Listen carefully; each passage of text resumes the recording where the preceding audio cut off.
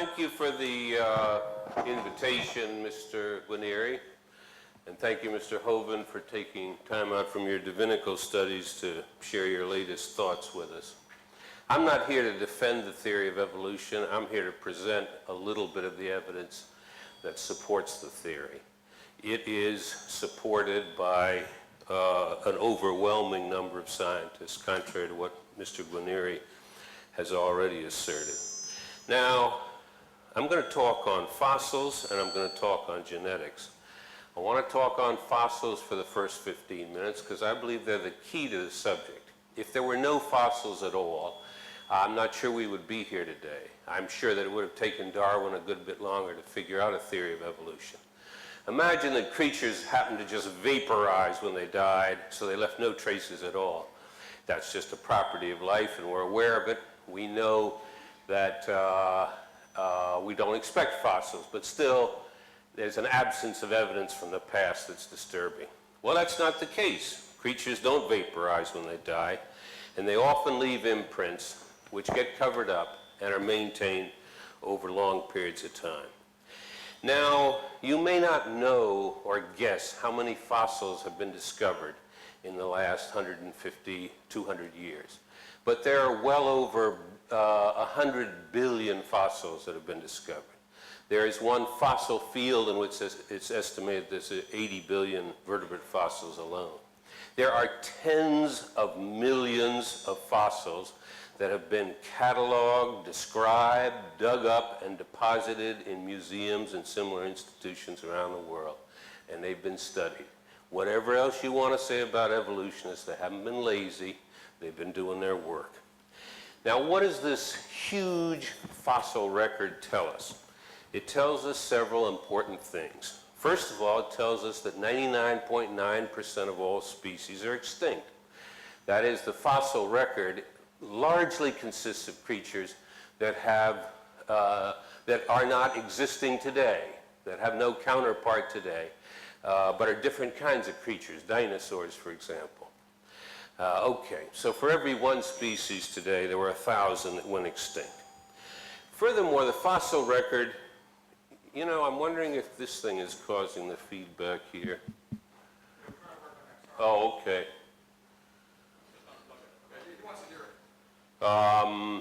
There's a little bit of kind of feedback loop here. Anyway, if you look at the fossils, they're organized vertically, with, as we understand it, the top layers being more recently deposited than the deeper layers, and with some exceptions, of course. The general rule is that simpler, more congruent, and smaller species are located lower down in the fossil record. By congruent, I mean species that fall in between species that you would find today, for example. So you can go back, and I'll tell you about dating in a moment, to about 150 million years ago, and you find that mammals converge on a mammal-like reptile. If you take all land vertebrates, they converge to a fish that resembles a coelacanth, the lobe-finned fish. Now, the third thing that's worth mentioning is this same pattern is found the world over, again with exceptions, but you can line up strata in Australia, you can line up strata in Europe, you can line up strata in North America, and you find similar sets of creatures as you go down similar levels. Now, this pattern alone, with no other argumentation, suggests at once evolution through time, because you expect creatures to begin small, simple, and congruent. You expect higher strata to be more recently deposited. You expect creatures to become more complex over time, to increase in average size over time, and to diverge, which is exactly what the fossil record shows. Now, in addition, we have a completely independent system for timing these fossils. And this is dating the systems that's been developed by geologists based on chemistry and physics. And has to do with the radioactive decay of unstable isotopes. So, for example, carbon-14 is produced, we know, in the outer atmosphere. It is taken up by living creatures, but it decays. However, in the living creature, it reaches a steady state because it's continually taking in new carbon-14, and these steady states are well studied. When it dies, it no longer takes in any calcium-14. The calcium-14 in it just decays, and it decays, so far as we know, at a steady rate. Calcium-14 is only good back to about 50,000 years. It has a half-life of about 5,500 years. Now, at the other extreme, you have potassium-argon, which has a half-life of about 1 billion years and is good for timing events from 100,000 years right on back to 1 billion, more than 1 billion. You have dozens of other chemical systems which have intermediate time scales over which they work well, and you have overlap among these systems, and you can look to see whether your dating systems give you congruent results. And they do indeed. It is not true if you use carbon-14 and another method that's also good for 50,000 years that you get divergent results. You get congruent results. So we have some confidence that we're able to date these strata, and we also show through the dating that the assumption that more higher up deposits are more recently deposited show less decay. The system even works for tree rings. There are trees that are 4,000 or 5,000 years old and whose age can be counted by rings, and by which you can check to see whether carbon-14, for example, is working. Now, at the time of Darwin, there was a sufficient fossil record so that devout Christians who were also serious scientists had to imagine 20 separate creations followed by 19 obliterations, the most recent creation being the one we're living in order to make it consistent with a simple-minded reading of certain sections of the Bible. After a while, it becomes easier to imagine that God lets the world evolve than to put him or her to the work of continually creating and saying, oops, I got that slightly wrong, destroy the whole thing, start over. You'd have to have tens of thousands of separate creations and one less obliteration to fit the data according to this theory. Now along comes this character, and he says, hey, I can solve this. What about the flood? So he imagines that the flood miraculously killed off the earlier creatures. Apparently Noah violated instructions because he discriminated against dinosaurs and other creatures with nostrils, didn't allow them on the ark. And then in one marvelous swirl, somehow deposited these dead creatures in this highly organized pattern we see repeated the world over. Now, this violates expectation if you think about these dead creatures swirling around in this dreadful flood. You'd expect heavier creatures to fall deeper, for example. You don't. The heaviest mammals are right at the top. The dinosaurs are 150 million years old. They're not way down there at the bottom at, say, 500 million. So this view is absurd on its face in just trying to describe the actual evidence we have on the existence of fossils. But matters only get worse if you take this thing seriously, and that's what scientists do, and they do calculations. So they say, okay, you want to believe in this? How hard does it have to rain in 40 days and 40 nights to fill this water up to the point where it can then explain all the fossils? Well, it has to rain about 11 feet an hour. By comparison, 1 inch an hour is a heavy downfall.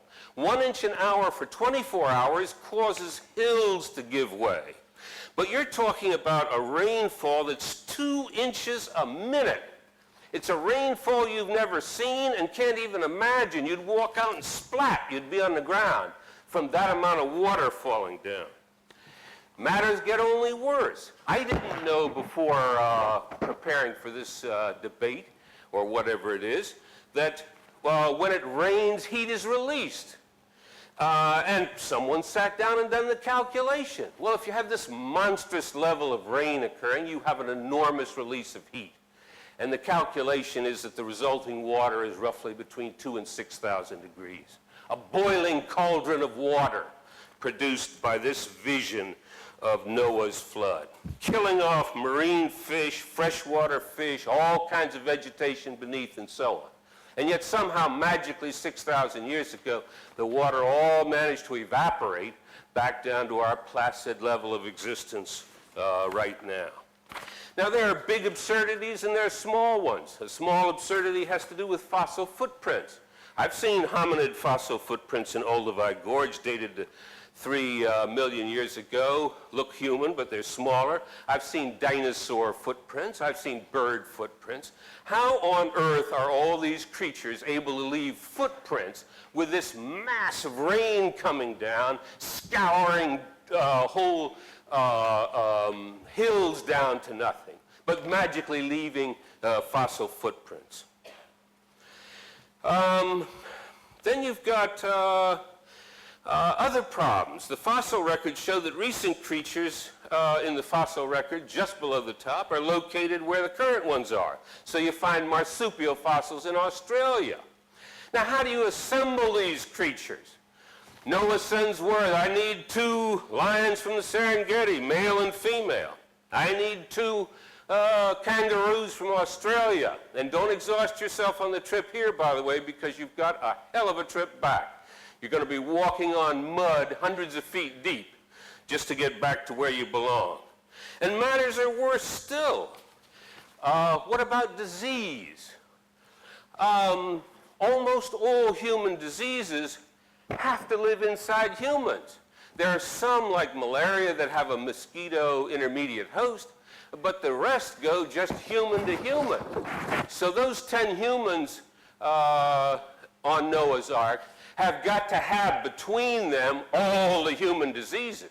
Of course, if you've got a creative mind and unconstrained by reality, you can invent an ad hoc hypothesis for that.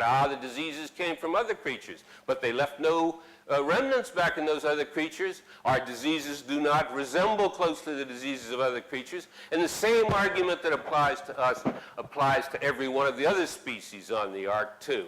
In other words, when they call for 2 lions from the Serengeti, they say, and be sure one of you is bringing half of all lion diseases and the other's bringing the other half. Sick unto death they have to be to maintain biological diversity of diseases. So to summarize, we're being asked to replace a coherent, logical story based on millions of pieces of evidence, carefully analyzed and organized, and are offered instead a fanciful tale with a dreadful view of God's world, a cataclysmic world, a disaster of unimaginable proportions, which nevertheless had the magical power to produce a fossil record that imitated what you'd expect if evolution took place. I thank you.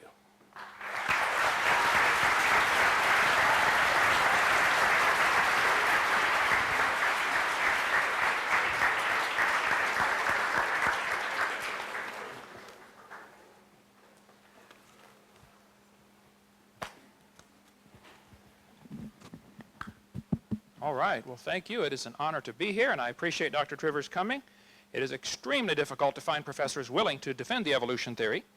I've been turned down over 3,000 times. This has just had a few debates. I'm just a simple high school science teacher that is sick and tired of the kids being lied to in their textbooks. So we'll cover all the points that he made as time permits here. If I forget what, bring it up during the question-answer session. Okay, let's see. Let me present the creation viewpoint clearly and succinctly. So people say, you guys don't have a model that you offer. Yes, we do. It's very simple.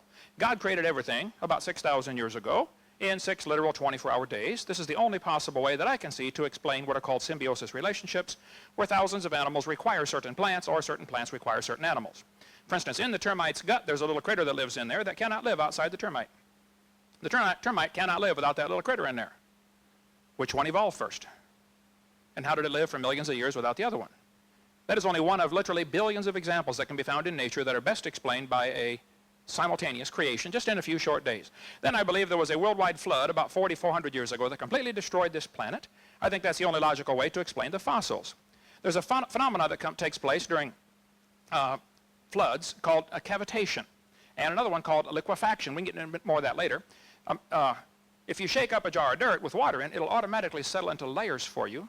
And it's interesting, during liquefaction, if you go out to the beach, like I live in Florida, 6 miles from the beach, if you go stand knee-deep in the water, as the waves come by, the high part of the wave is higher and heavier than the low part of the wave. This presses down on the sand, and then when the low part comes by, it relieves the pressure. And if you go underwater with goggles, you can actually see the sand grains hopping up off the bottom. And particles are automatically sorted based upon their density just by the pressure of the waves coming past. During Noah's flood, you'd get a liquefaction problem that would be incredible because you'd have no continents to restrict the tides, and the tides would be probably a 200-foot tidal change during Noah's flood, explaining the sorting of the fossil record. Reptiles are found in the similar layer because reptiles have similar body density. There's a lot of reasons. We'll get into more of that later. So the Bible view teaches that before the flood came, the people lived to be 900 years old. There are thousands of legends from around the world of cultures talking about what they called the Golden Age, when people used to live to be 1,000. I mean, the Greeks talked about it, the Babylonians, the Sumerians, and the Bible certainly says Adam was 930 when he died, and everybody before the flood lived over 900 years. Reptiles never stop growing, and as well as squids and most octopus and stuff like that, they simply never stop growing. So I believe before the flood came, the reptiles grew to be huge, and dinosaurs were big lizards that lived with Adam and Eve in the Garden of Eden. Just giant lizards. And then Noah took them on the ark, probably babies. He was smart enough to figure out, just bring 2 babies. Be sure to get a pink one and a blue one, though. And so that's the Bible view, that dinosaurs were called dragons through most of history, since the word dinosaur wasn't invented until 1841. And people throughout the last 6,000 years have killed nearly all of them. There may be a few stragglers still around. There's certainly been an awful lot of sightings of various creatures, and that's the study of cryptozoology. There's a couple pictures of ones that washed up on the beach in California in 1925 on my website if you care to go there.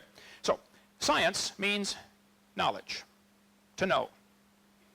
It is systemized knowledge derived from observation and study. There is no observation that tells us a dog ever came from a non-dog.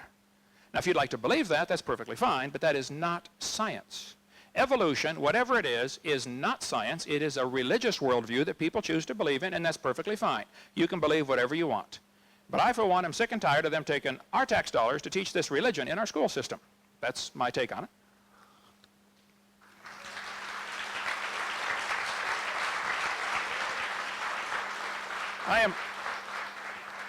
I'm certainly not against science. I like science. I like it very much, as a matter of fact. We have a science center, a hands-on activity center. We have a museum. We have all kinds of activities for kids. We actually like science. I don't know any Christians that don't like science. There may be some, but I don't know them. I like science, but I'm sick of the kids getting lied to. Now, Texas has a law that requires the textbooks to be accurate. So does Florida. So does Wisconsin. So does Alabama. So does California. Most states require textbooks to be accurate. All I want is accuracy in the textbooks. All of the evidence that's used to support the evolution theory has been proven fraudulent, and I'll take any bit of evidence you want. We'll show you which one it is. They use all sorts of about 50 different things. I don't have time in 15 minutes, obviously. But this fellow says evolution is a fact. This is called a mantra. You say it over and over and over, and pretty soon you start believing it. He says the evidence for evolution comes from the fossil record. The fossil record provides some of the strongest evidence that species evolved over time. I would like to point out, if evolution were on trial in a court of law, absolutely no fossils would count, because you can't prove those bones had any kids. You sure can't prove they had different kids. And why on earth would you think a bone you found in the dirt can do something animals today cannot do, which is produce something other than their kind? By the way, there is no fossil record. You don't look back in the fossil record. You look at fossils. You put an interpretation on them, but they don't come with a date on them, and they don't come with a card saying this was, made by a dinosaur 80 million years ago. So when somebody says we looked back in the fossil record, you don't either look back in you dig up a fossil and it's 2003. Okay, you're putting your interpretation on that bone, but you don't know for sure when that thing lived. The word evolution has 6 different, totally unrelated meanings. First, there would have to be cosmic evolution. This is a major obstacle the evolutionists have to overcome. You have to have somehow the beginning of time, space, and matter. The Bible answers that in 10 words. In the beginning, God created the heaven and the earth. Then you have to have chemical evolution. I've never had an evolutionist tackle this one. I wish they would. Because if the Big Bang theory is true, the Big Bang made hydrogen and possibly some helium. Well, how did we get 92 elements, plus the synthetic ones? I know you can fuse them in stars, but then you can't get past iron with fusion. So you got a real problem here. And then we'd have to have stellar evolution. Stars would have to evolve. Nobody's ever seen a star form. They've seen a couple of spots get brighter, and they say, oh, wow, star forming. You don't know what star's forming. It could be the dust is clearing. There's a star behind it. There's no proof any star's ever formed out there in space that we've seen form, but we see them blow up all the time. They're called novas or supernovas. That's the opposite of evolution. It's backwards. There's enough stars out there that everybody can own 2 trillion of them to yourself. I mean, it's not like there's a lack of stars to go around. Those are the ones we know about. We don't know about the ones that we don't know about. Then we'd have to have what's called organic evolution. Somehow, somewhere, long ago and far away, life has to get started from non-living material. The evolutionist is left with a very embarrassing position in believing something that's been proven wrong for over 100 years. He still believes in spontaneous generation. Life had to get started from non-living material. Now, I don't want to hear about all the experiments. You say, well, it might have happened, or we might be able to do it someday. Fact of the matter is, it's a religious belief. You have to believe that it happened. And you're welcome to keep that belief. I don't care what you believe. But don't call it science. And don't make everybody else learn that junk. You keep it at home or start your own private school and teach evolution to anybody that wants to pay and come learn it. Okay? Then we have what's called macroevolution, whereas an animal changes from one kind to another. Nobody has ever seen a dog produce a non-dog. Never. Science is things we can observe and test and demonstrate. All of human history shows us dogs produce dogs. Period. Microevolution, I think, is a lousy word and we shouldn't use it, but they do, so I'm going to explain what it means. It actually means just a variation within the kind. Variations certainly happen. Sometimes some real bizarre variations happen, but they're still the same kind. The first 5 meanings of the word are purely religious. What happens, though, students are given one definition of this word evolution, and then they switch the definition on them. It's called bait and switch. According to the Big Bang Theory, 18 to 20 billion years ago, all the matter in the universe was concentrated into one very dense, very hot region that may have been much smaller than a period on this page. Man, that's one crowded dot. For some unknown reason, this region exploded. It's called the Big Bang. They cut down a tree to print that. Where's Al Gore when you need him? That's what I want to know, yeah. This textbook says 4.6 billion years ago the Earth cooled and formed a rocky crust. Yes, boys and girls, the planet Earth cooled and a rocky surface was created. And then as the Earth formed, the surface was similar to the moon. It was hot and there were large pools of bubbling lava. Oceans formed as it rained on the rocks for millions of years. Yes, millions of years of torrential rains created great oceans. And swirling in the waters of the oceans is a bubbling broth of complex chemicals. Progress from a complex chemical soup to a living organism is very slow. Well, I guess it is. Doesn't even happen. That's how slow it is. This college textbook says the first self-replicating systems must have emerged in this organic soup. So I think a fair representation of the evolution theory would be 20 billion years ago there was a Big Bang. Some say 16, 15, whatever the number. You pick it. I don't care. And then 4.6 billion years ago the Earth formed. And it rained on the rocks for millions of years and turned them into soup. And the soup came alive somewhere around 3 to 3.8 billion years ago. And this first life form found somebody to marry. There's a good trick. And something to eat, of course. And slowly evolved into everything we see today. So great-great-great-great-great-great-great-great-grandpa was soup. Now,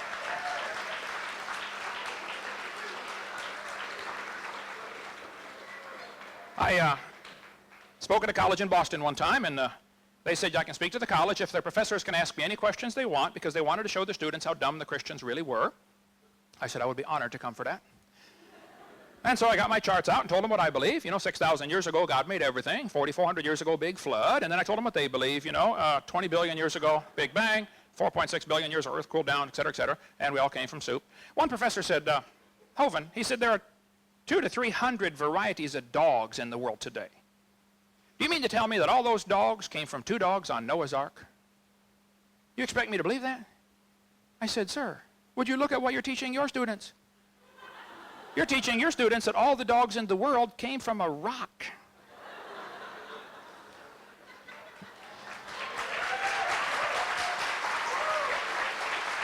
Now,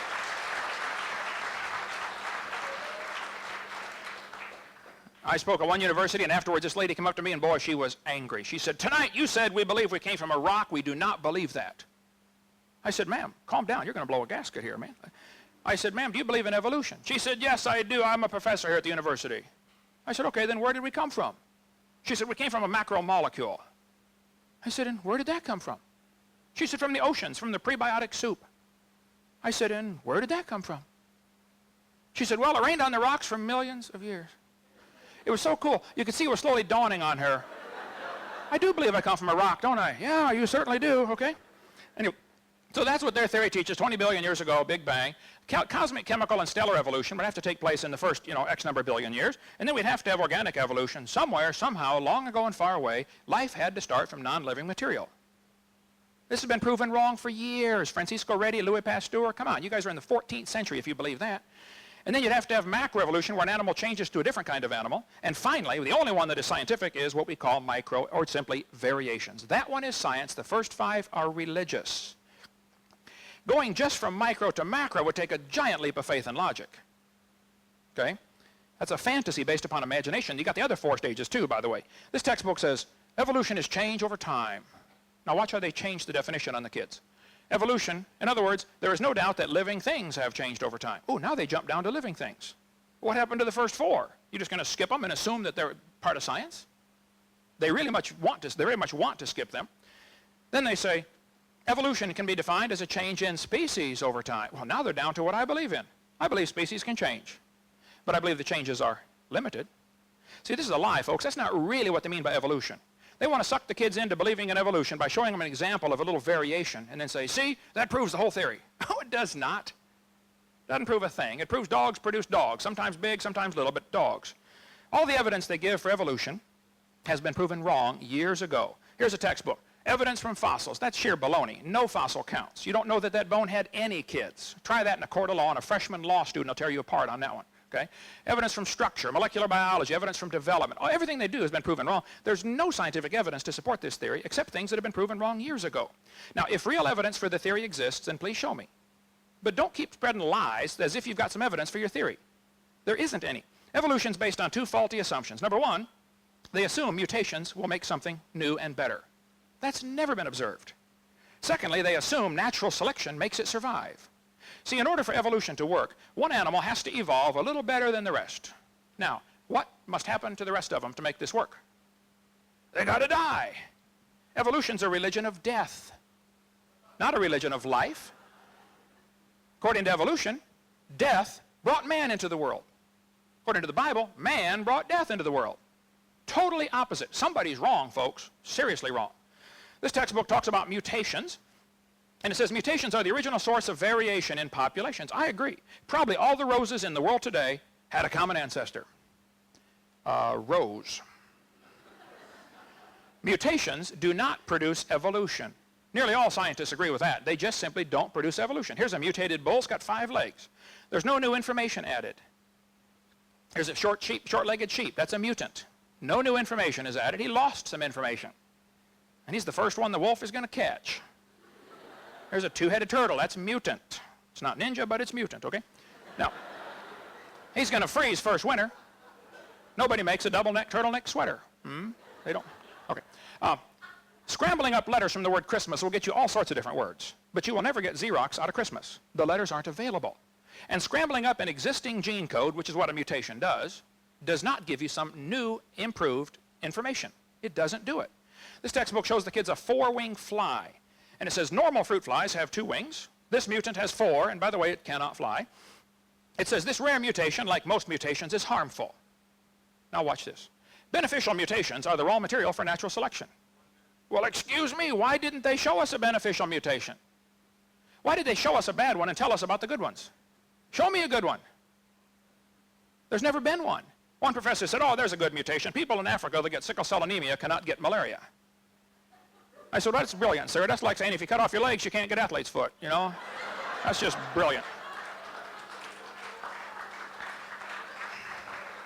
They tell the kids evolution and natural selection go together. This one says evolution, natural selection causes evolution. Oh, come on. Natural selection selects.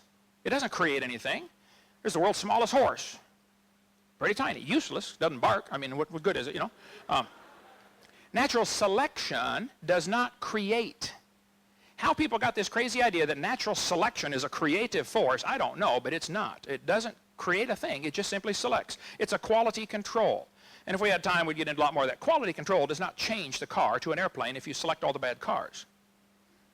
Okay? Everything in nature was designed. And if you don't like that, I'm sorry, but there is a designer, and we're going to all stand before him one of these days, maybe pretty soon. Thank you so much.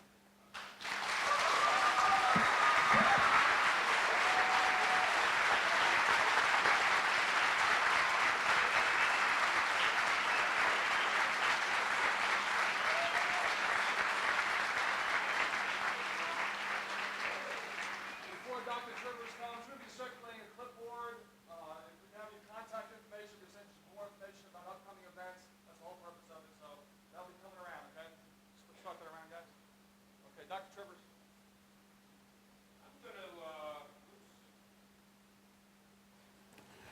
Before I turn to genetics, I want to make a few comments on what we've just heard here and the level of honesty of the person making these comments.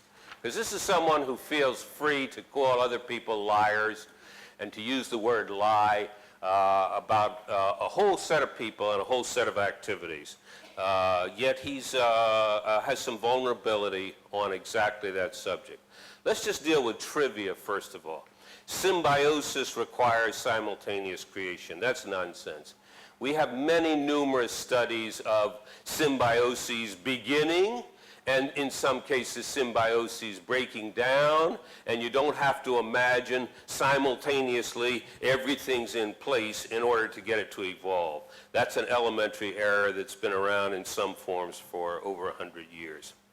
He claims that evolutionary theory is not science, but is religion, because science, he says, is derived from observation and study, and since you can't actually observe a fossil change into a different fossil, then therefore your discussions on what you assume happened is religious. That's nonsense again. There are all kinds of observations you make and studies you make that lead to inferences and conclusions from which you can derive a given result. So that's fatuous, that we're talking about opposing religious schools. Now, regarding his infatuation with the term liar, I urge on you two websites that you can go to if you want a deeper knowledge of this. One is www.talkorigins.org, and that'll deal with very detailed refutations of the bizarre story he's peddling about how this universe came about. There is one that may appeal to some of you in this audience even more. It's called AnswersInGenesis.org. It is an explicitly Christian website, but it has a subsection called Arguments Creationists Should Not Use, and this is devoted to arguments that this character has used in the past and that are recognized as being dishonest in content and almost certainly dishonest in intent, including various kinds of lies he's told about Darwin's deathbed conversion, about Thomas Henry Huxley talking about free sex, a basking shark found off of Japan really being a plesiosaur, and so forth and so on. I don't have the time to deal with this kind of trivia, but I urge you, if you've got an interest in a slightly more mature Christian creationist approach, to check Answers in Genesis, or if you're interested in the evidence more broadly, to check talkorigins.org.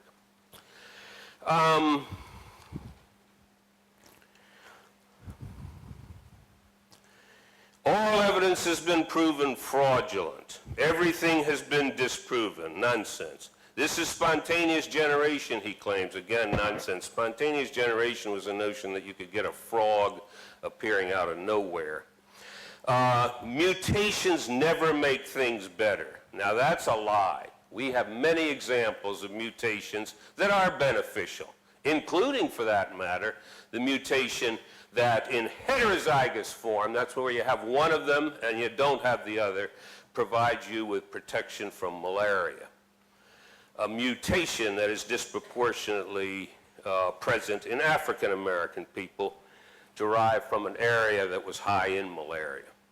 And then he repeats an old canard: natural selection does not create, it only destroys, it only selects.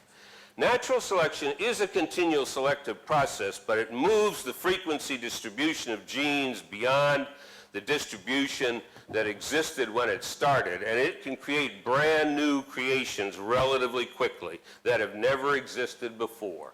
It's elementary. Now let me go back to talking about genetics for a second, because this is a second kind of another kind of problem you get into when you just invent something out of whole cloth and imagine that it's going to fly.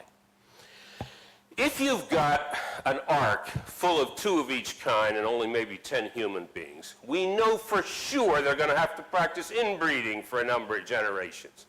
Because you only got 2 individuals, let's hope it's male and female, the offspring have got to breed among themselves, the grandchildren have got to breed among themselves, the great-grand offspring have got to breed among themselves because there ain't any other individuals around.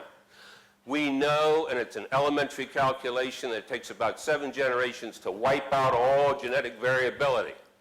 Now, this level of inbreeding imposed on all organisms has destroyed, it's destructive in the way he moans and groans about natural selection. It destroys genetic variability and it destroys knowledge. Now, 6,000 years ago this all happened according to him. That's about 200 generations since then. We have plenty of good observations through study that in humans you accrue roughly a new mutation per generation. So each of you in here can be happy that you're a mutant to some fair probability. Now, if you allow 200 generations, then we can allow the accumulation of 200 new mutations during that period of time. That would lead to 40,000 of your genes, only 200 of them would show variability due to a new mutation. In fact, out of our 40,000 genes, 4,000 of them show genetic variability.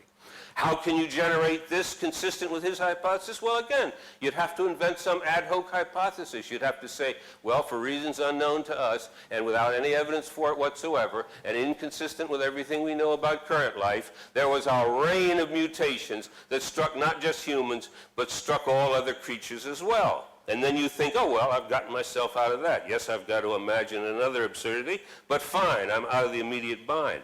But it ain't that easy.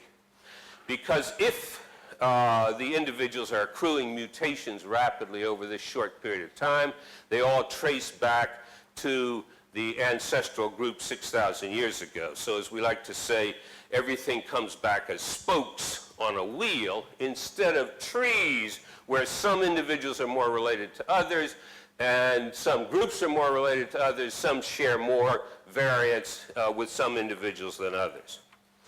If you apply this to, well,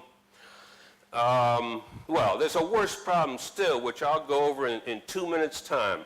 I don't want to introduce too much science into this revival meeting, but I want to introduce a little bit. The genetic code is redundant. That is, there's some codes that code for the same amino acid. So you can get a mutation from one code there to the other, still produces the same protein, still the identical same individual.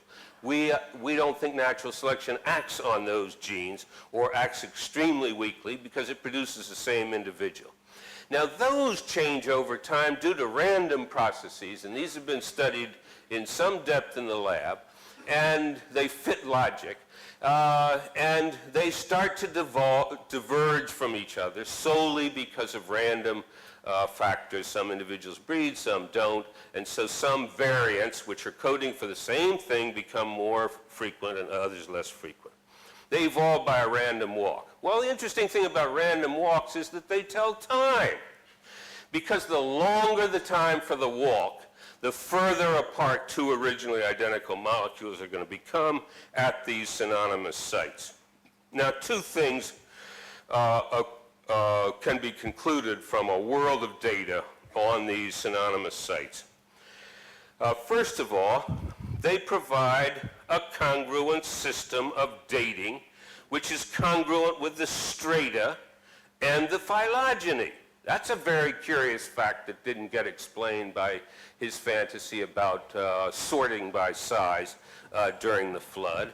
How is it that individuals that are further down show greater divergence due to random walk at these synonymous sites?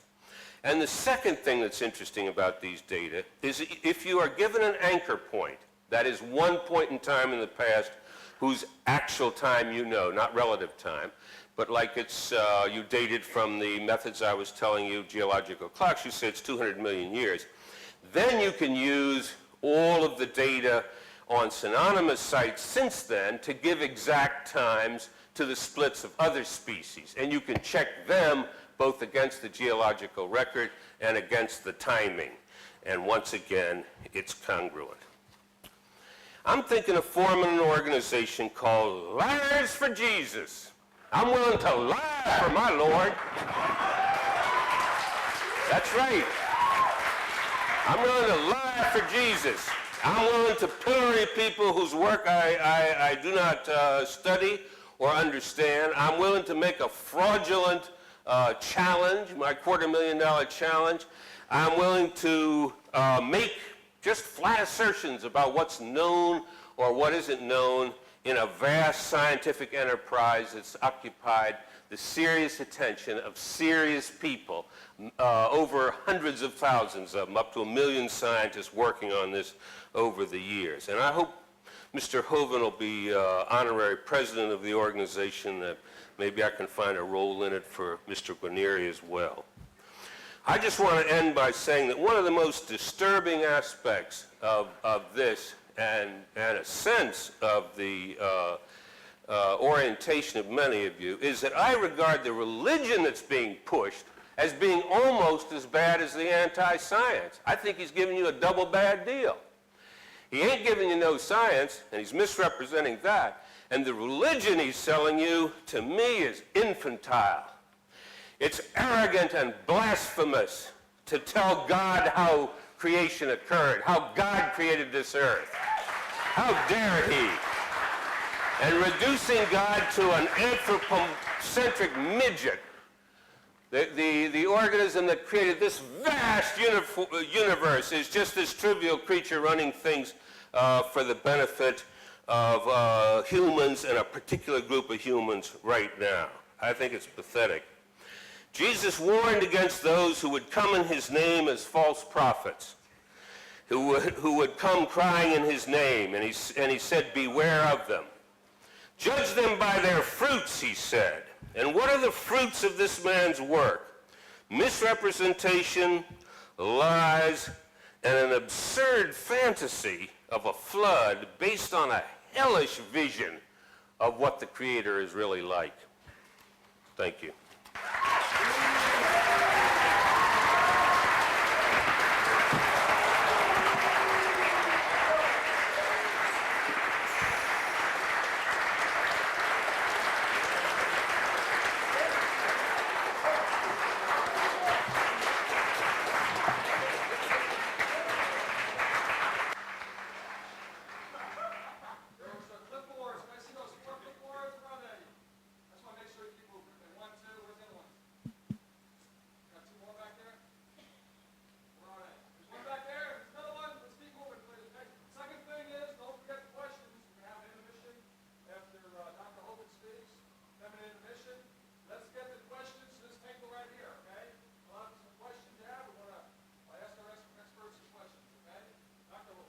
All right, thank you, sir.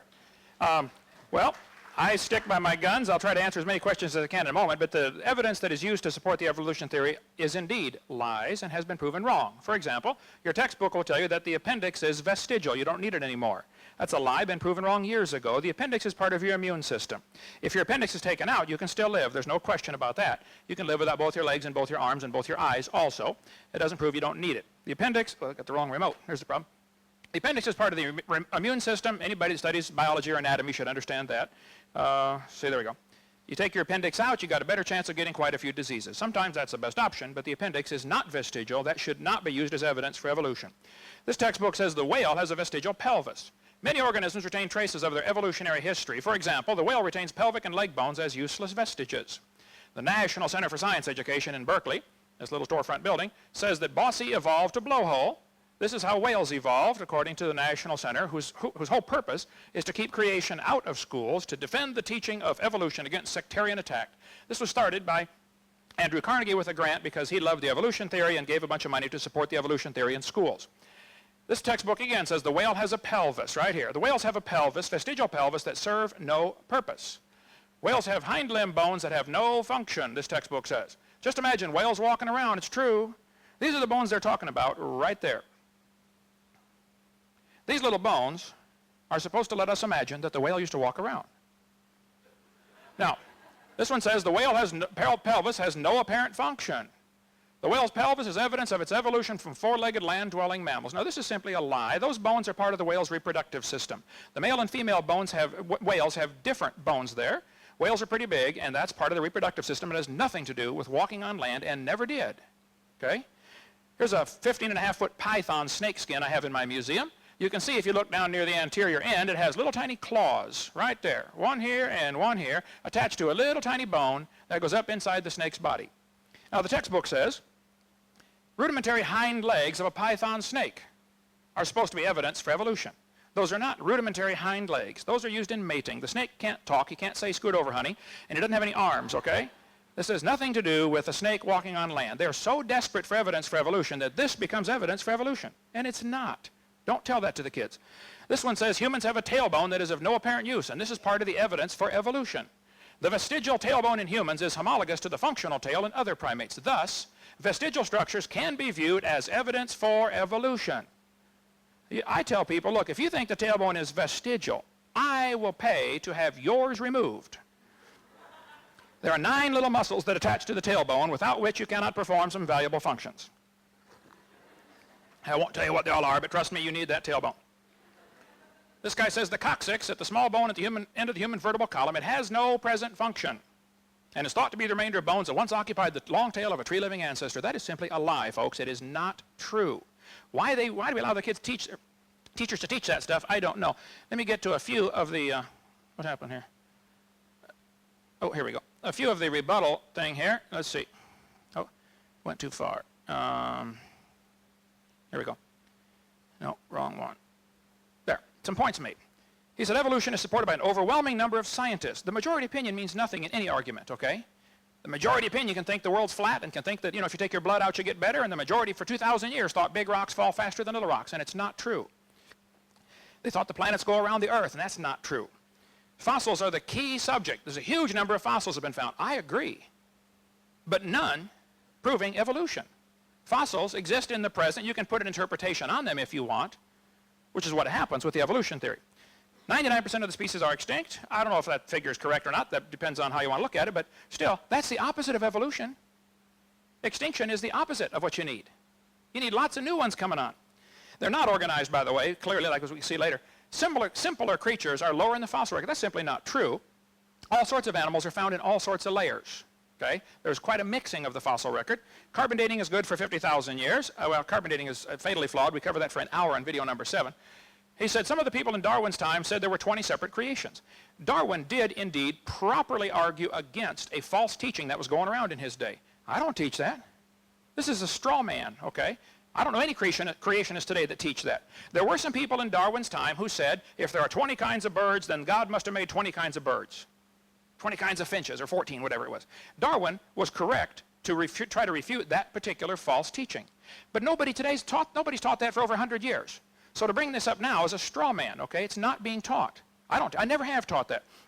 He said Noah did not allow dinosaurs in the ark. He discriminated against them. That's not true. I said earlier Noah did have dinosaurs on the ark. I believe he took reptiles, which are, dinosaur means terrible lizard. It's what the word means. How much rain to cover the world? To take 11 inches per hour. This is another straw man argument. He's assuming that all the water comes from rain, number one. The Bible doesn't say that. It says the fountains of the deep broke open. Most of the water came from inside the earth. Secondly, you don't have to cover Mount Everest. Mount Everest wasn't there. The Bible says in Psalm 104, after the flood, the mountains arose, the valley sank down, and the water rushed off.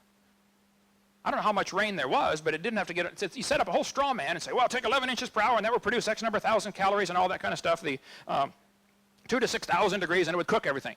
This is setting up a straw man and attacking it. I don't know anybody that says that, and in the creationist viewpoint, most of the water came from inside when the fountains of the deep broke open, and that's why we have all the fault lines today. The earth is busted up into plates. He said he's looked at fossil footprints that are 3.5 million years old. They're like ours, but they're smaller. Well, if you find footprints that are like ours, what should you conclude? A human walked there, maybe. A lot of people studied those footprints in Laetoli and said, well, if we didn't know they were so old, we'd think a human walked here. One professor studied it. He studied 70 people that go barefoot all their life in some village out in Africa someplace. They never wear shoes, ever. And he said their footprints that they make are exactly like the ones in Laetoli. Okay, well, you found some footprints fossilized in the ash. They're assuming they're 3.5 million years old. That's baloney. They're not 3.5 million years old. Nothing is. He said marsupial creatures are found in Australia. I agree. Marsupials tend to be less aggressive. I've been to Australia. You can walk up to the koalas and they'll, pick them up and they're cuddly to some extent. I think after the flood was over, when the animals got off the ark, the less aggressive ones would continually be driven to the fringe by the more aggressive ones. And then as the water slowly came up, as the ice caps melted, I believe the ice caps probably lasted 200 years after the flood. If there was ice caps clear down to Kansas City, Missouri, the oceans would be lower by a few hundred feet. And now you can actually walk any place in the world. There are underwater land bridges everywhere. Between Australia and Vietnam, the water's 50 or 60 feet deep. Between Russia and Alaska, the water's 60 feet deep. The English Channel, the deepest point in the English Channel is 150 feet from here to that back wall. I mean, it's not like we look at the ocean and say, wow, it's deep, it's blue, it must be deep. No, there's a lot of real shallow parts. So I think by just having larger ice caps during the flood and after the flood, there would be lower ocean levels connecting all the continents. The kangaroos had probably a couple hundred years to walk or migrate to Australia, and it just happened as the ice was melting back and the water's rising, they ended up trapped. That's a much more logical explanation than to say kangaroos came from a rock 4.6 billion years ago. He says he wants to replace a coherent, logical story. Evolution is not coherent nor logical. There's no evidence for it whatsoever. Based on millions of pieces of evidence, I would like to see the best evidence anybody has. Just show me the best one anybody knows of for evolution. Bring that up during Q&A, please. Level of honesty. Yes, I think if somebody uses information that's been proven wrong years ago, they're liars. Ernst Haeckel said that the embryo growing in the mother has gill slits. That was proven wrong in 1874. Anybody that knows their biology knows that embryos do not have gill slits. So don't tell people they do. They're lying to tell them they do. Symbiosis can evolve. Well, you can dream about that. Depends on, I guess, how intense of a level of symbiosis you want. Evolution's a religion. Inferences and conclusions drawn from fossils. Again, fossils don't count. Answers in Genesis. I am good friends with Ken Ham. I love his ministry. I sell his books. I link to his site. He doesn't like me for some reason. That's fine. He said I use arguments that are dishonest. For instance, Darwin's deathbed conversion. I have never used that. I defy anybody to show me any time in my seminar where I've used that. Answers in Genesis is correct. That argument should not be used. His wife, Darwin's wife, apparently made up the whole story about him converting on his deathbed. The story's not true, and I don't use that. As far as Huxley and his morals, well, let me show you what Huxley said, since I get accused all the time of, hang on here. That's, Huxley said in, now it is correct that I had the wrong Huxley. I said Thomas Huxley. It was actually his grandson. Grandson Julian Huxley said, I suppose the reason why we leapt at the origin of species was that the idea of God interfered with our sexual mores. He said that on a television interview. Julian Huxley, the head of UNESCO. He said the reason we like this evolution theory is because it interfered with our sexual mores. We don't want God telling us thou shalt not commit adultery. Professor Roos, Michael Roos, University of Guelph, said, evolution is promoted by its practitioners as more than mere science. Evolution is promulgated as an ideology, a secular religion, a full-fledged alternative to Christianity, and with meaning and morality. I am an ardent evolutionist and an ex-Christian. But I must admit, and this is but one complaint, and Mr. Gish is but one of many to make it, the literalists are absolutely right. Evolution is a religion. This was true of evolution in the beginning, and it's true of evolution still today. Arthur Keith, who wrote the foreword to Darwin's 100-year anniversary book, anniversary publication, said, evolution is unproved and unprovable. We believe it because the only alternative is special creation, and that is unthinkable. Professor Louis Bonheur said, evolution is a fairy tale for grown-ups. The theory has helped nothing in the progress of science. It is useless. Malcolm Muggeridge said, I'm convinced the theory of evolution will be one of the great jokes in the history books of the future. Evolution is a dying religion, and all religions die hard. I mean, when they burn people at the stake for daring to suggest the Earth was not the center of the solar system. And as evolution slowly dies in our culture, you're going to see real vehement attacks. I mean, people get fired from universities like this for daring to question evolution. It's a dying religion, folks. You ought to get off the bandwagon, okay?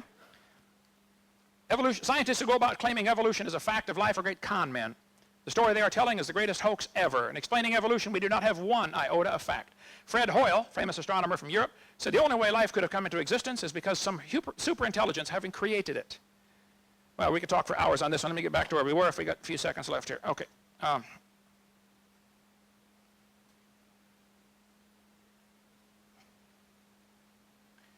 Let's see.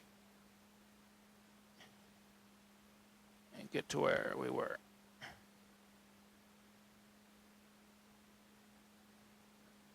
All evidence has been proven wrong. I stick by my guns. There are no beneficial mutations. But it looks to me like he wants it both ways here. He wants to say 7 generations of inbreeding will wipe out the variability, and then he turns it around and says there's not enough time to get all these variations we have. I think he's arguing out of both sides of his mouth there. I cover, let's see, I did not get into some levels of some other examples of lies in the textbooks that are used to support the evolution theory. How much time? Textbooks tell the kids that the horse evolved from a 4-toed horse, okay? This biology book admits this included much repeated gradual evolution of the modern horse has not held up to close examination. 50 years ago, G.G. Simpson, a very famous brand name evolutionist, said the evolution of the horse family was unintentionally falsified. It's been proven for 50 years the horse story that's in your textbooks is not true, but they're still teaching it. Simpson said the uniform continuous transformation of the horse series basically did never happen in nature. But they say they have evidence. This is one of the best evidences used for evolution. Darwin considered this the best piece of evidence for his theory. He said the embryo growing in a human has gills. This textbook says the presence of fish-like structures in embryos of different species shows that these animals have evolved from fish and share the basic pattern of fish development. They want you to think that's gills like a fish? That's simply a lie, folks. That's been proven wrong 128 years ago. Those are not gills. Those little folds of skin develop into bones in the ear and glands in the throat. They never have anything to do with breathing. I've seen people that have 5 or 6 chins and they can't breathe through any of them but the top one, okay? This is simply a lie. Haeckel read Darwin's book the year after it came out when it was translated to German, and Haeckel said, wow, what a great theory. This gets rid of God. If only we had some evidence for this theory. And Ernst Haeckel, an embryology professor at the University of Jena in Germany, lied. He took a drawing of a dog and a human, and he lied, he changed him, he made them look alike. Here are the actual drawings, these are his fake drawings. He changed all sorts of things to make them look alike. Haeckel made giant charts of his fake drawings and traveled all over Germany and held seminars on why everybody should believe in evolution. Actually, here are Haeckel's drawings compared to actual photographs taken a couple years ago. He lied. My point is, this is still being used in textbooks today as evidence for evolution. I care. I think some other people care too. Get the lies out of our books.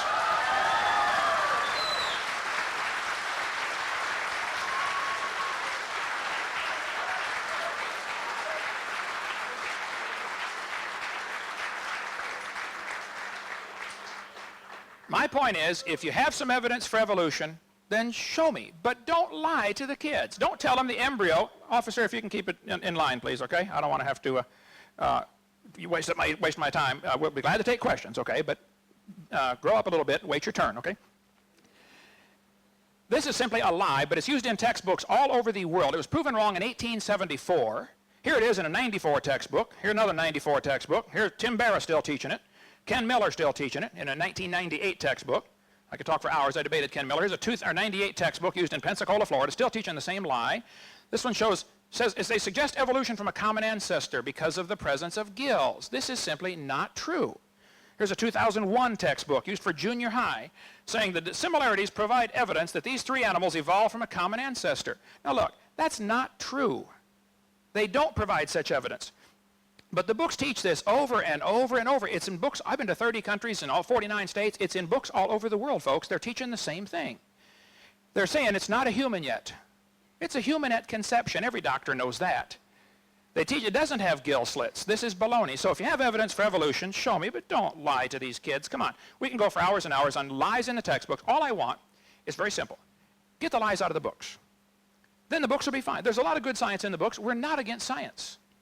But we're against supporting a lousy theory with false ideas, that's all. Let's just teach the truth. Teach science to the kids, and I think you'll find evolution will have to slowly slip through the cracks, and that's what they're really worried about. Thank you so much.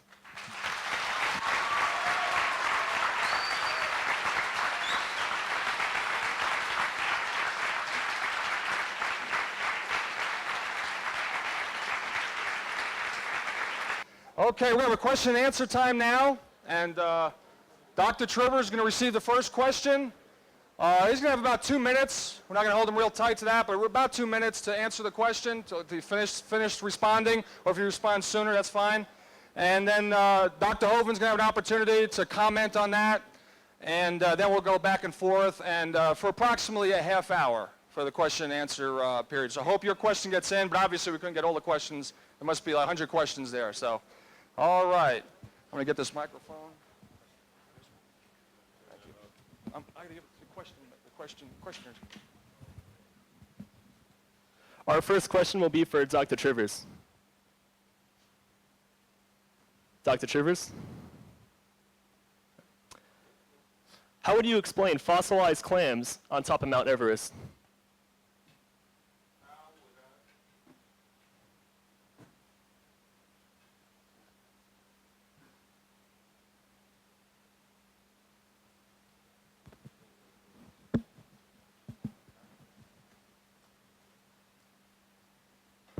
Oh, I see. Okay, now it's working. Question is, how would I explain fossilized plants on Mount Everest? And assuming there are fossilized plants on Mount Everest, I wouldn't have any great difficulty. What's that? What did I say? Fossilized clams. What did I say? Huh? Yeah, what did I say?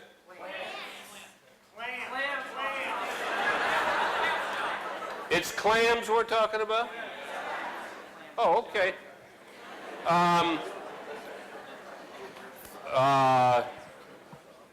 So that we're all on the same page, the question has to do with fossilized clams, not plants on Mount Everest. And I say, assuming that such exist, then I'd have to understand the geological history of the mountain. If you're a recent creationist, it all happened 6,000 years ago, and everything else is a lie, then mountains haven't changed an awful lot except for this enormous scouring of water that took place in this deluge, unless you believe another fantasy that the water was hidden away inside and popped out, or another fantasy of Dr. Hovind's that it all came in a meteor with water until it was shown that that would be vaporized. It's well known that mountains rise through the tectonic forces that are generated by tectonic plates. So I'll just switch it. I don't know Mount Everest, never been there, but I have spent a lot of time in Jamaica, and it is well known that the mountain in Jamaica, which is 7,600 feet, came up from the ocean. On my own property that's about 2,000 feet up, not on a mountainside, you can find limestone, which of course is being generated by living creatures in coral reefs. And within the limestone, you can find clams and other kinds of marine creatures, and in some cases you can find ones that don't exist now. In fact, if you study the whole structure of the area I live in, you see repeated areas of limestone, just as you would expect if the earth was rising. And as it first comes above the water, you've got these coral reefs forming, and then as it continues to rise, those coral reefs are above water, they dry out and become limestone. Thank you. Dr. Hovind? Okay, here's a public school textbook saying climbers reaching the top of Mount Everest plant their victory flags over the remains of animals that once lived in the sea. It's a simple fact that the top 3,000 feet of Mount Everest is indeed full of sedimentary rock loaded with seashells. Here's an article from the paper last year, 2 years ago. Paleontologist, whatever his name is here, rests on a giant fossil oyster found in Peru. More than 500 giant fossil oysters were found 2 miles above sea level, some of which are 11.5 feet wide and 661 pounds. Well, interesting. These oysters are in the closed position. Petrified clams in the closed position are found all over the world, including the top Mount Everest. Now, when a clam dies, it opens. You can walk along the beach and find a billion seashells. You hardly ever find a matched pair, and you don't find them closed if they're dead. They open, the muscle relaxes, it's just a natural response. So I think the best explanation of petrified clams, and sometimes they're found up to 10 feet thick, solid petrified clams, jammed in there, closed and petrified. To me, it's not a problem. The flood would have underwater, what are called turbidity currents, mudslides underwater, move incredibly fast. There was one turbidity current that cut the transatlantic cable years ago. They said it had to move 70 miles an hour underwater, the mud flow. I think during the flood in the days of Noah, you would get incredible turbidity currents that would bury beds of clams, and when they wake up dead, they can't open. And so they end up getting petrified. And then the Bible says in Psalm 104, the mountains arose, the valleys sank down, and the petrified clams on top of Mount Everest are absolutely no problem for my worldview.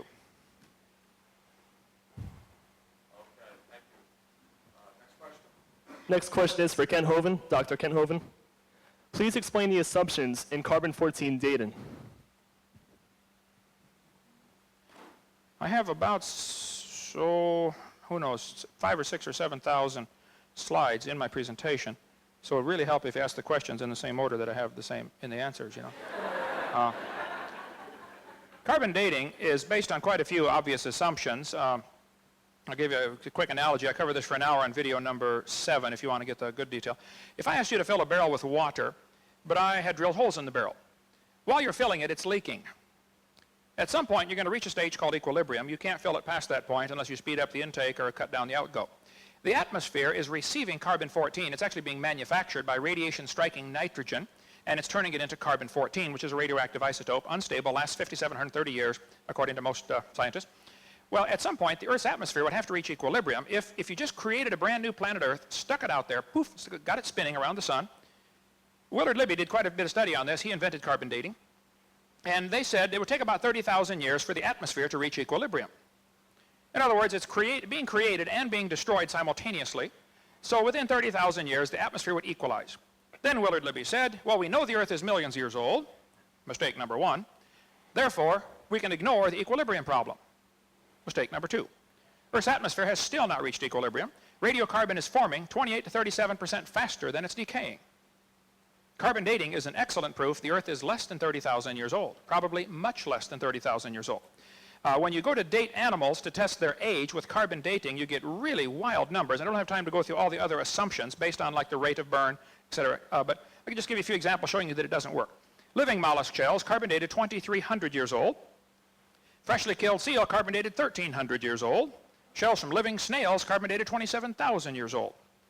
This guy said if a carbon date supports our theories, we put it in the main text. If it does not entirely contradict them, we put it in a footnote. If it's completely out of date, we just drop it.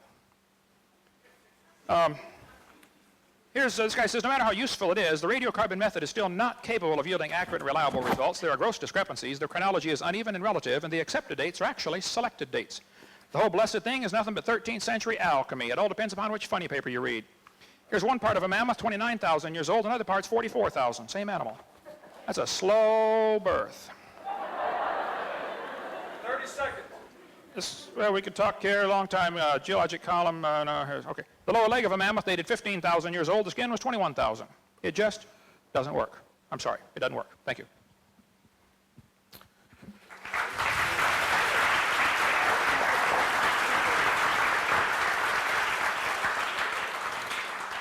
Dr. Trivers.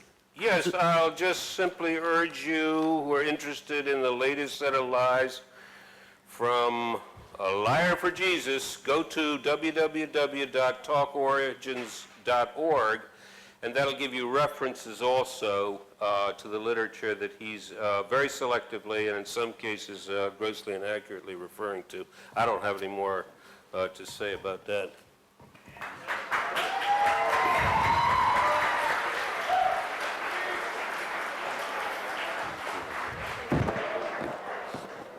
Question for Dr. Trivers.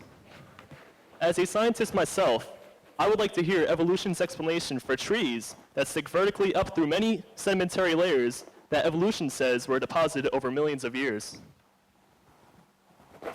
I don't know the phenomenon you're referring to.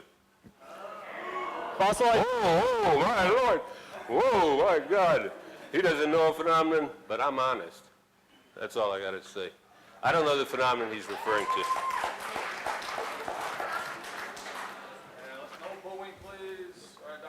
All right, I do understand the phenomena, and I'm honest too, and I resent being called a liar tonight. I'd like you to be specific if you have another lie. You give me one at a time, and I'll handle it.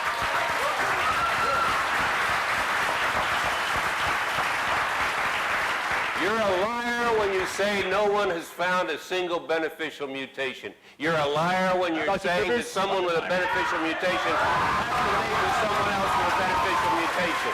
That's a specific example. That's two examples. We will get back to that if time permits. I would like to see this beneficial mutation. The textbooks will teach the kids that the layers of strata are different ages. This is taught uniformly all over the world, that the layers are different ages. And yet all over the world, in Germany, France, British Isles, Nova Scotia, California, and several eastern states, petrified trees are found in the vertical position running through multiple rock layers. Yellowstone has 27 consecutive layers of these trees at Specimen Ridge. Standing trees in the petrified trees in the standing position running through multiple rock layers is proof positive the layers are not millions of years different in age. In central Alabama, there's a large coal field right there. You can talk to Dr. McDonald, who's a geologist who works there in that coal field, and he will show you dozens of petrified trees that were found standing up, running through multiple rock layers. The kids have been taught for years that the Blue Creek and the Mary Lee Formation are different ages, and yet when you put all the fossils together, you get sample A, B, C, D, E, F, G, you can prove positively those layers formed quickly. Petrified trees 30 feet tall found in Cookeville, Tennessee, standing up. Joggins, Nova Scotia is famous for its petrified trees in the vertical position. They're called polystrata fossils. Why students are taught, why people are allowed to teach that each of those rock strata are a different age, I don't know, but they are not. It is not common sense. Sometimes the trees are upside down running through many rock layers. Well, They are not, the rock layers are not different ages, but the whole theory of evolution rests on the assumption that the geologic column is accurate. And that was proven, that was developed by Charles Lyell and others back in the 1830s, way before there ever was a carbon dating, potassium argon dating, or rubidium strontium dating, or any other thing else. Okay? Okay, next.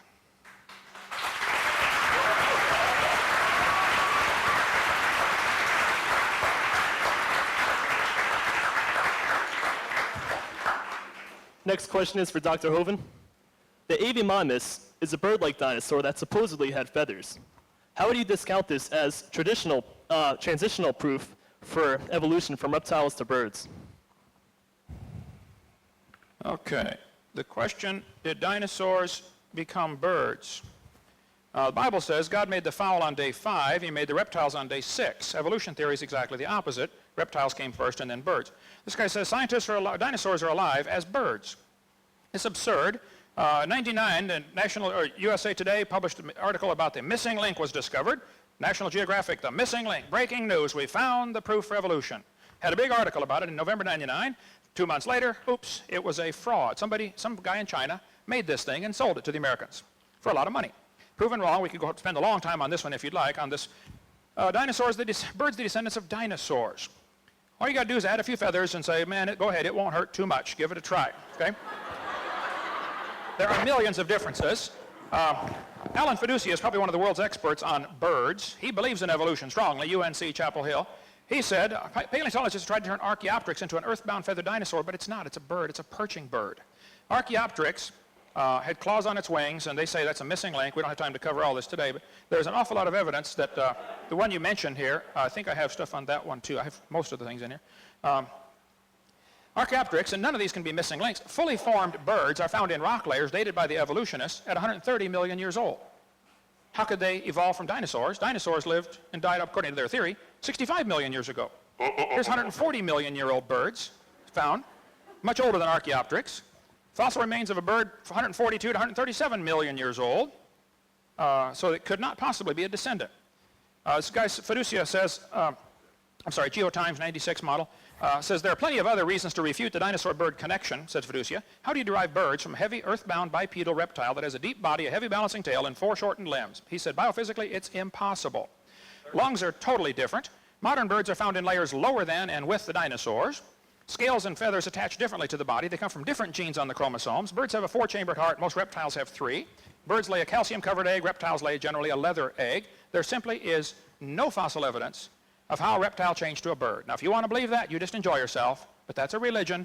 Keep it out of our schools, please. Question for Dr. Hovind. The 24-hour day is based on the Earth's orbit around the sun. So how can the first couple of days be 24 hours if the sun and the moon weren't created until the 4th day? Good question. I think the Bible says that God is light, and it says he made light first, and our day starts at midnight when the sun's not even out. One spin of the earth is a day on earth in relation to anything. You could have a day, you could have the earth spinning in relation to anything, you know. We started at midnight, like I said. So later in Exodus chapter 20, God told his people that I want you to honor the Sabbath because in 6 days the Lord made heaven and earth. And same thing in Exodus 31. Here we have clear examples where God lumped all 6 days together as if they're the same. The sun wasn't there till day 3, or day 4, I understand, but there was light before that, and the earth apparently was spinning before that in relation to that light. That would be a real minor question or problem compared to the evolutionist problem that we all came from a rock 4.6 billion years ago, in my opinion.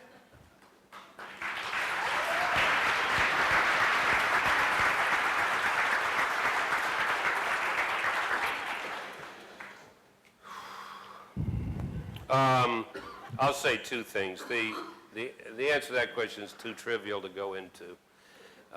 It's a good question. We measure a day a certain way. Days didn't appear in that form till 4 days into this story. The story is a metaphor. It's not a, hey, they were really 24 hours and you can take it to the bank.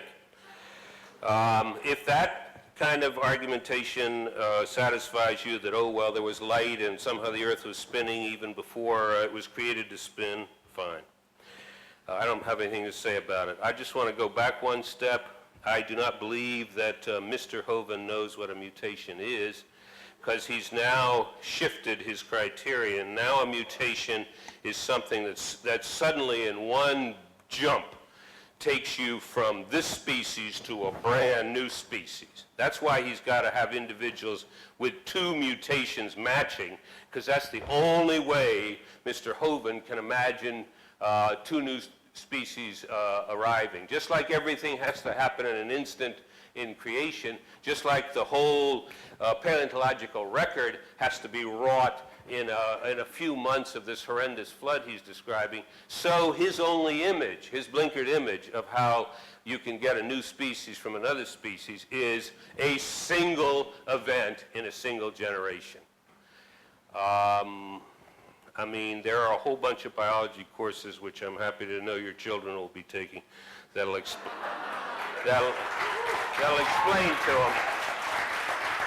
to them how that works.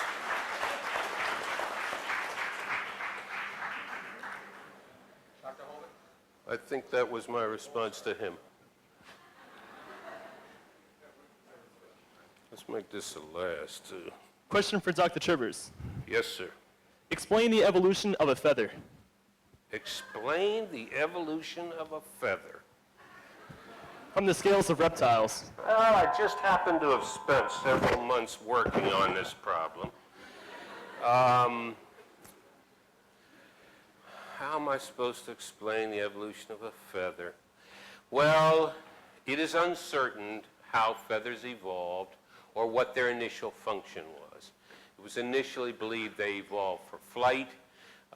It later seemed more logical, and there was, again, some fossil evidence that was consistent with it, that they may have evolved for thermoregulation and later achieved a role in flight. They're believed to have evolved from scales of a reptile, and I'm not a bird anatomist, and I've not spent my life concerning myself with every single detail of every single creature, including, in particular, the details as to how feathers evolved. All right. This biology book says very clearly, bird feathers evolved from the same scales that protected the reptiles so well. Bird feathers are unbelievably complex. Feathers and scales are both made of the protein keratin, but that proves a common design engineer, not a common ancestor. Battleships and forks are both made from iron. It doesn't prove one evolved from a tin can. It proves iron is a good substance with which to make things, okay? And the designer used keratin to create all kinds of things. 1996, Journal of Evolutionary Biology, volume 9, page 140. Hang on. At the morphological level, feathers are traditionally considered homologous with reptilian scales. However, in development, morphogenesis, gene structure, protein shape and sequence, and filament formation and structure feathers are different. Clearly, feathers provide a unique and outstanding example of evolutionary novelty. Now, the guy still believes in evolution. We'll try to fix that. But he says They are unique. They did not evolve from scales. They're just too different. If somebody wants to believe they did, that's perfectly fine. And if you go back and listen to the tape, you'll see several times he said, well, we believe it might have happened or, could have happened or something like that. That's fine. I don't care what you believe. It's not science. It's a religion. Face it. Admit it. It's a religion. If you want to believe that, great. You teach that at your expense to your kids. Don't teach that at my expense to my kids. That's all. Thank you.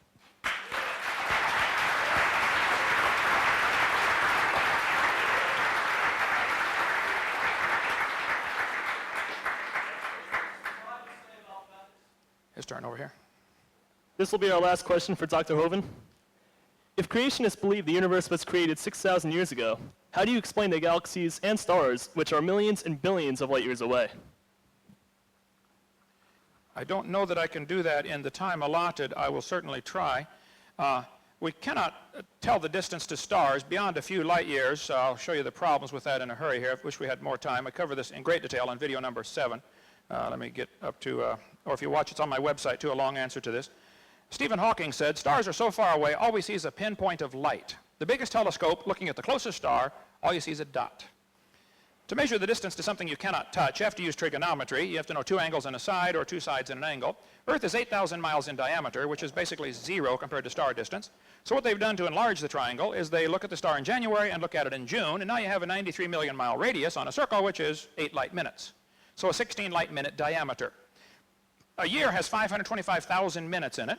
So if you had 2 surveyors 16 inches apart looking at a dot 8 1/3 miles away, that's the ratio you have using Earth's orbit as the base, looking at 1 light year. That makes an angle of 0.017 degrees. To measure 100 light years is clearly impossible. That's like 2 people in Pensacola on my roof, 16 inches apart, looking at a dot in Chicago. 15 billion years is clearly impossible. We just simply can't measure those distances. Stars probably are billions of light years away. I don't know. Nobody does.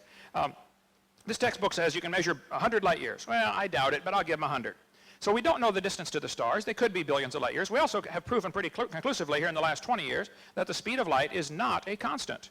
At Harvard University in '99, they slowed light down to 38 miles an hour. The next year, they slowed it down to 1 mile an hour. The next year, they brought it to a dead stop. This was done at Harvard, Smithsonian, and Cambridge. That's what science is, something repeatable, observable, not hypothetical. At Princeton, meanwhile, they speeded light up to 300 times the speed of light. The speed of light has decreased so rapidly over time that experimental error cannot explain it, astronomer Barry Setterfield from Australia said. Here's the chart showing the decline in the speed of light. If we had time, we'd talk about all that. The speed of light was apparently exceeded by a factor of as much as 100. Everything's documented at the bottom of the screen and on my website. The speed of light was 10 billion times faster at time 0. According to the Big Bang Theory, the speed of light had to be faster. The speed of light may have changed over history, study says. A shocking possibility is the speed of light might change in time during the life of the universe. Now, 2002, August, Sydney, Australia, said the speed of light may not be a constant. The speed limit of the cosmos is being questioned. There's a new book out called Faster Than the Speed of Light. Thirdly, I think that God made a mature creation. Adam and Eve were full grown. The trees were full grown. It has to be that way. You don't want to make 2 babies and put them in the Garden of Eden and give them a package of seeds and say, here, plant these quick. It had to be mature. A light year is a distance. It's not a time. So if a star is 10 billion light years away, that's a distance. That's not a time. It's 10 billion light years. That's a distance. I don't know how they missed that. The speed of light is not proven to be consistent, so why would star distance have anything to do with the age of the universe? God could have made it, yesterday, if he wanted. I think he made it 6,000 years ago. Everything mature, fully formed, fully functioning. That's my answer. And how'd they say that on American? That's my final answer. There you go. Sorry. Okay.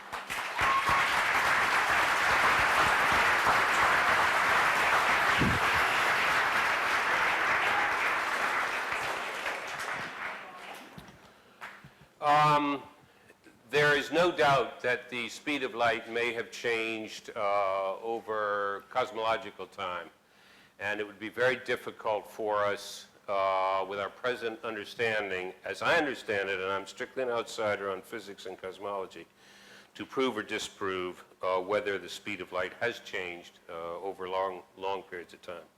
That it has been increased, the speed in Princeton, is an outright fabrication. You can go to this person and get him to give you the references, and you can chase him down and see if anybody else in this state or anywhere else that has actual knowledge of the scientific work believes that someone has speeded up the speed of light by, what was it, a factor of 300, you said? I'll show you the reference. Let's Yeah. see. 300, I think you said. This will be That's your- what the article said. Let's see. All right. well, anyway. Here, New York Times, May 30th, year 2000. So take it up with Mayor, what's his name, from New York. Okay. This is the article just as it appeared on June 4th of the year 2000. Okay, well, I suggest Dr. you Li go, Zhong Wang. yeah, find a scientific journal and see if the conclusion is as described in there. You know, I had one thought before I came over here, and this is the end of the question period, so this will be my last thought. I figured this man probably uses a computer. He probably uses light bulbs. He probably watches a television. He probably makes use of the enormous technological innovations that have come from the scrupulous, careful, detailed, and now centuries-long application of scientific reasoning to the universe around us. If you followed his style of approach broadly, not just we want to teach our children this and that, but took his style of approach towards reality, his assertions about the veracity of the work of other people and so on, you wouldn't come up with a calculator. You wouldn't come up with a ruler. You wouldn't come up with nothing like the computer that he's blessed to be able to use. Thank you.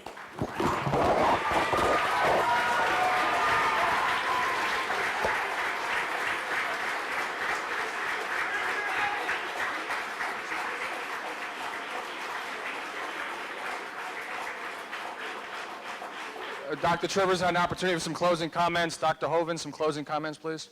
I certainly enjoy science. I have nothing against science, but the idea that we wouldn't have computers if it weren't for evolution is simply ludicrous. Evolution has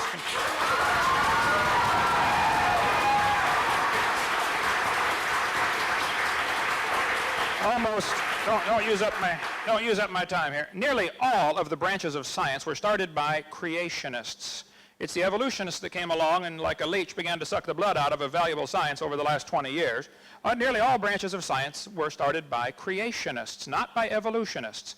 I defy you to find me one scientific advancement because of the theory of evolution. The evolution theory is useless. It's not only useless, it's dangerous. We teach the kids they're an animal and then wonder, why do they act like an animal? Well, duh. All these are names of scientists who were believers in creation. So don't tell me that we wouldn't have a computer if it hadn't been for evolution. The guy who invented, like Maxwell, for instance, or Lord Kelvin, and all these guys were the shoulders that the giants were standing on, the people were standing on the shoulders of giants. These are the giants they were standing on to create a computer. Somebody had to develop the transistor and had to develop the circuitry and printed circuitry, and these guys were creationists. These guys were believers in the Bible. They thought God created the world, and it's man's duty to try to see how God did it and why he did it. I love science, and it's a useless theory. It doesn't help us get a computer or go to the moon. There's no value to it whatsoever. And I resent the implication that all scientists believe in evolution, because they don't. The guy who invented the MRI is a creationist like me. There are thousands of scientists who are creationists. Many are indeed afraid of losing their job because there's a real prejudice against those who don't believe, who don't bow down to the sacred cow. I'm sorry, here. Let me find the right one here. I'll give you some examples here very quickly, since these are closing comments here, about some scientists who were wrong in past. Here, many examples of that. Dr. Robert Gentry did incredible research on the disposal of radioactive wastes at Oak Ridge Laboratories in Knoxville, Tennessee. He was one of the world's experts on granites. He published in all the major magazines saying, look, the granites have these little tiny halos in them, radiopolonium halos, indicating this rock was never hot. It forms too quickly. You can get his book or his website, halos.com, if you want to get more on that. Roger DeHart was a science teacher in a high school in Washington. He was told he could not tell his students about errors in the textbooks by passing out current science journals. You can't tell the kids there's a lie in your textbook.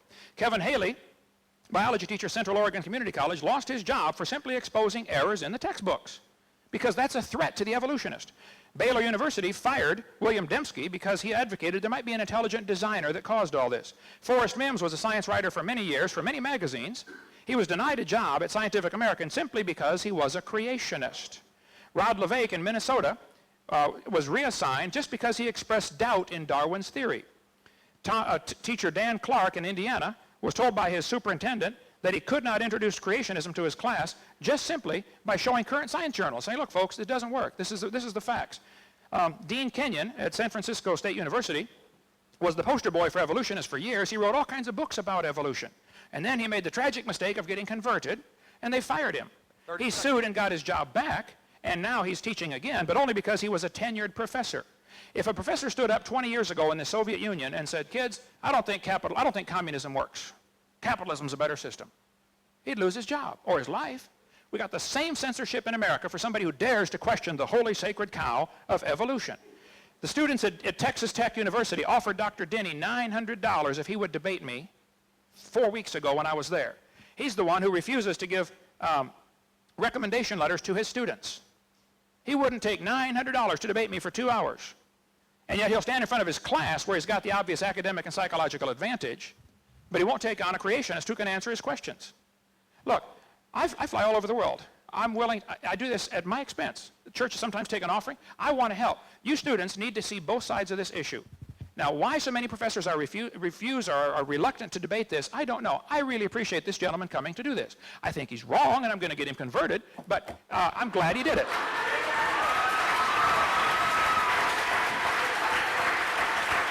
So, I would say, these are my closing comments, I'm sorry. God created this world in 6 days, whether you like it or not, and you're going to stand before him and be judged by him one of these days, whether you like it or not. God created it, he owns it, he makes the rules, and we're going to stand before him. You better get ready for that day. Thank you.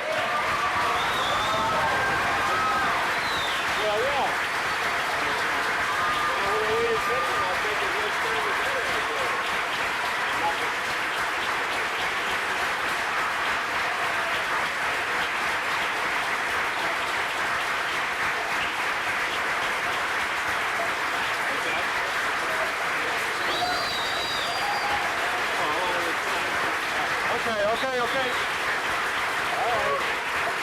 All right. We gave Dr. Hovind a few extra minutes, and we'd like to do the same for Dr. Trivers.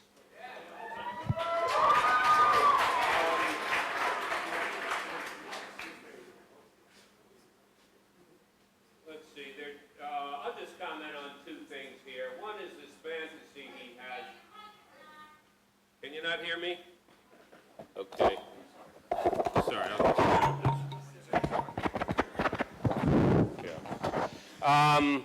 I'm just going to make two comments on what he said, and then make a third comment maybe. One is this fantasy he has that there are a huge number of scientists out there who are scared to come out of the closet and admit they're creationists because they're going to lose their jobs. One of the best protected institutions in this country is tenure, which says that after you've taught for 6 or 8 years and you're accepted for tenure at a university, it's extremely hard to be kicked out of the university. There's only one tenured Rutgers professor who's been detenured, and that was for practicing slavery, all right? Not for espousing creationist thoughts. So forget that fantasy. The second thing that I don't want to waste my time illustrating here is that he makes the assertion, let's just call it a falsehood to protect his feelings, that there's not a single useful thing that's come out of evolutionary biology, and that's just lack of knowledge on his part, or pure bigotry, or some unique combination of the two that he's found comfortable to live with. When you are treated for a disease in a hospital, when you are given antibiotics, indeed when you are told to take them for 10 days for reasons he's given, when biological control agents are used to control pests of plant species and even animal species that we depend upon, all of that work is based on evolutionary logic, and a number of those studies and advances have been made by evolutionists. So it's just another one of these, let's make a wild assertion and see whether we can get it by this audience.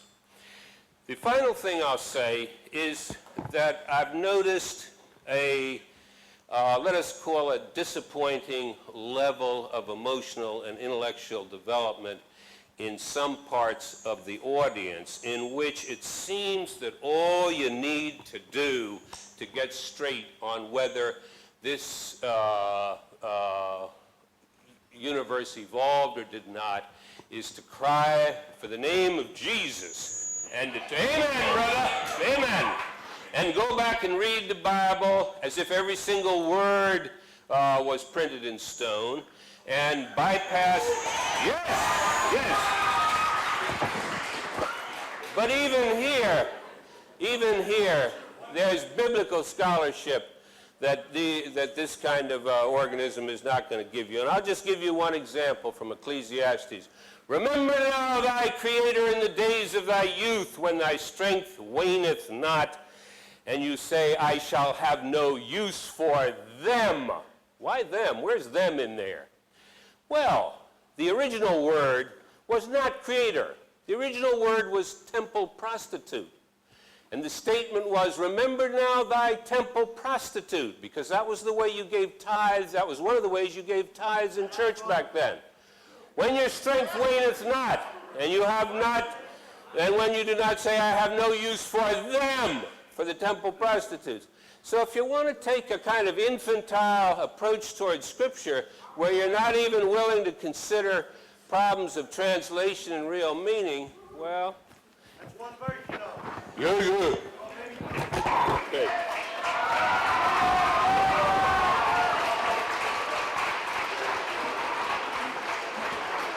Hey, both speakers have done an outstanding job. Let's hear it for both of them, huh?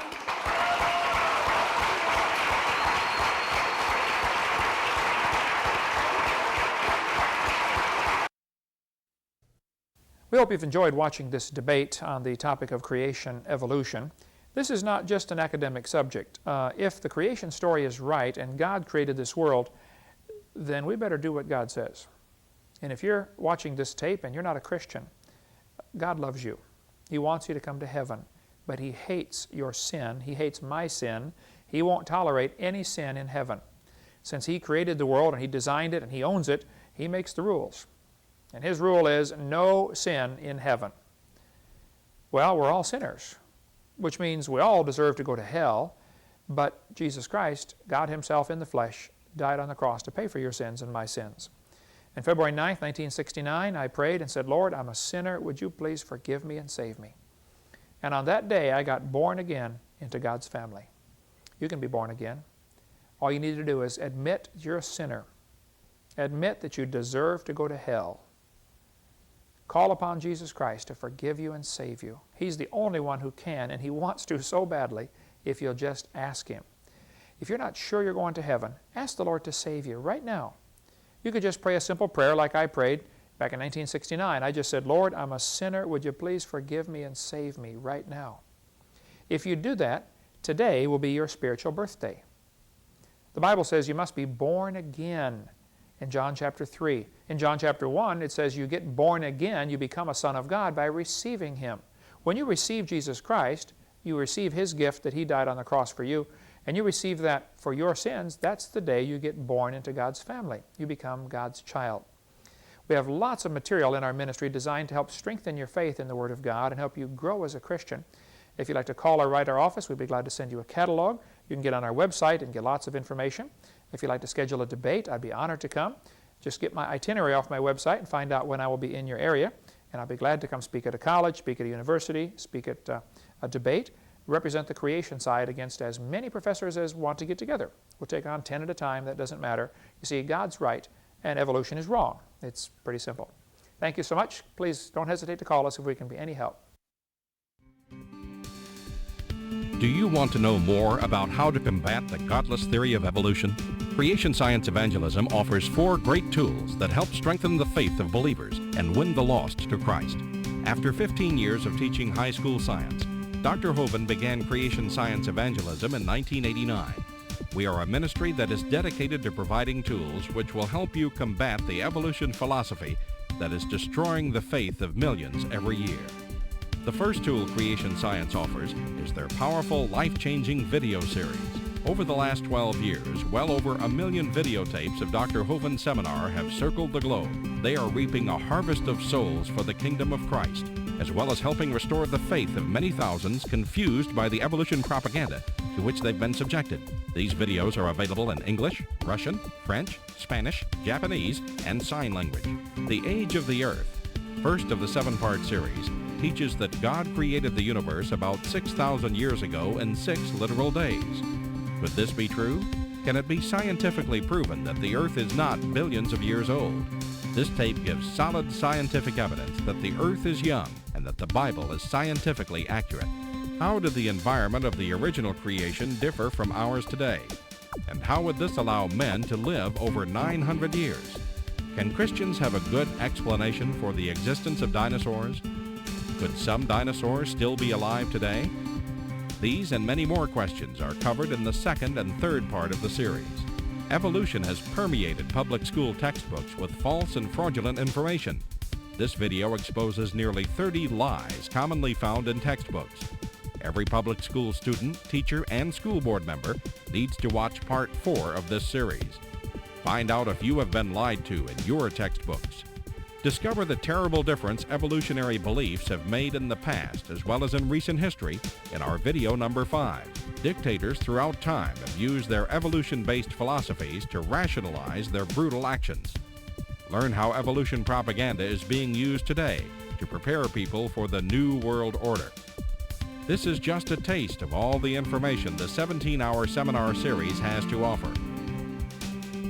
Also available are college courses that expand on the seminars in great detail. For those who can handle a more confrontational atmosphere, our debate series is just for you. I said, now, Mr. Patterson, if you think the tailbone is vestigial, I, Kent Hovind, will pay to have yours removed. Dr. Hovind has debated a wide range of atheists and evolutionists all over the country, and you're sure to find these 12 debates very exciting. These would be perfect to present to that scientifically minded person who likes to argue their point. Our topical series includes exciting topics like why evolution is stupid, public school presentation, children's video about dinosaurs, the Bible and health, Leviathan, the fire-breathing dragon, and many more. Creation Science also offers a variety of visuals, like the longevity chart, which presents the entire lineage of Adam to Joseph as given in Genesis. It's exciting to see exactly how many generations were alive at the same time. Hundreds of books on a variety of subjects, videos on incredible creatures that defy evolution, t-shirts, fossils, and more. Make Creation Science Evangelism the one-stop shopping center for your creation material needs. Our 2 websites, www.drdino.com and www.dinosauradventureland.com, provide our second tool for evangelism. drdino.com is packed with lots of information, from charts and graphs to articles and frequently asked questions. This is also where you will find more information on all of the products CSE has to offer. DinosaurAdventureland.com is great for the kids. They can play lots of fun games and see unusual rides and activities located at Dinosaur Adventureland in Pensacola, Florida. Thousands visit our sites regularly to gain insight into God's creation. The third tool available to you is the live seminars conducted by Dr. Hovind and his son Eric. Since 1989, Dr. Hovind has held seminars and debates in hundreds of churches, schools, and universities in 49 states and 30 foreign countries. His fast-paced, illustrated seminars cover diverse topics, such as evidence for a young Earth, how long Adam lived, dinosaurs living with man, where races came from, radiometric dating, and much more. Our fourth tool is the new, exciting Dinosaur Adventureland. Many thousands have come from all across America to visit our museum, creation bookstore, science center, and theme park, where God gets the glory for science. Our unusual swings, rides, and activities each have a science lesson as well as a spiritual lesson. Captivate everyone from age 4 to 94.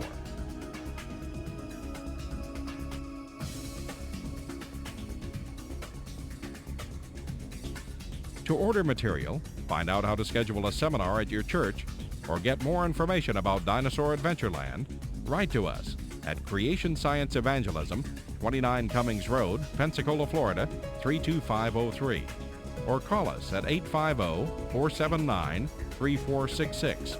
Or toll free in the U.S. 877-479-3466.